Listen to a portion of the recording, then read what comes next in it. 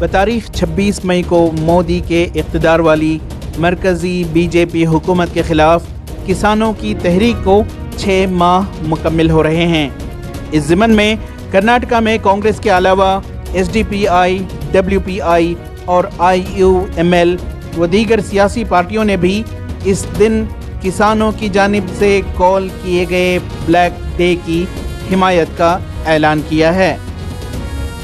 इस ज़िमन में बात करते हुए राज्यसभा के MP डॉक्टर नासिर हुसैन ने बताया कि कांग्रेस की क़ियादत में अपोजिशन और सारी सियासी पार्टियां मुत्तहिद होकर बीजेपी हुकूमत के किसान मुखालिफ काले क़वानीन को वापस लेने पर जोर देंगे।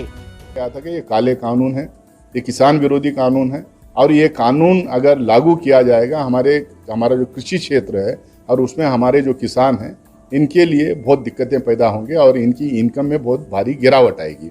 इसीलिए हम लोगों ने विरोध किया था और सारे पॉलिटिकल पार्टीज किए थे।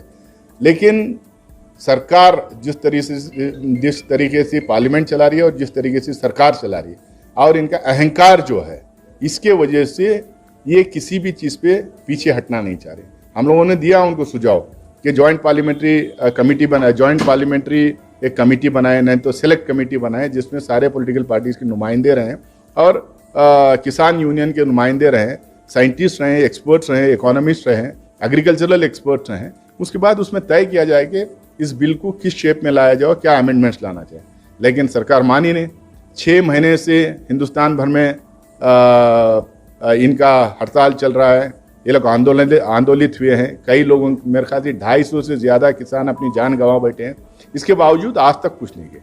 लेकिन अब मामला ये है, ऐसे पैंडमिक के टाइम में जब उनको MSP नहीं दिया जा रहा है, जिसकी वजह से उनकी इनकम में भारी गिरावट आ रही है, उनको बहुत दिक्कतें उनके फैमिलीज में पैदा हो रहे हैं। तो अभी भी वो लोग कल कॉल दिए हैं, ब्लैक डे मना रहे हैं, पूरे देश भर में हड़ताल करेंगे। सारे पॉलिटिकल पार्टी कांग्रेस के नेतृत्व में हम लोगों ने इस आंदोलन का सपोर्ट करने का डिसीजन लिया। ETV भारत के लिए बेंगलोर से रफीक जब्बार की रिपोर्ट।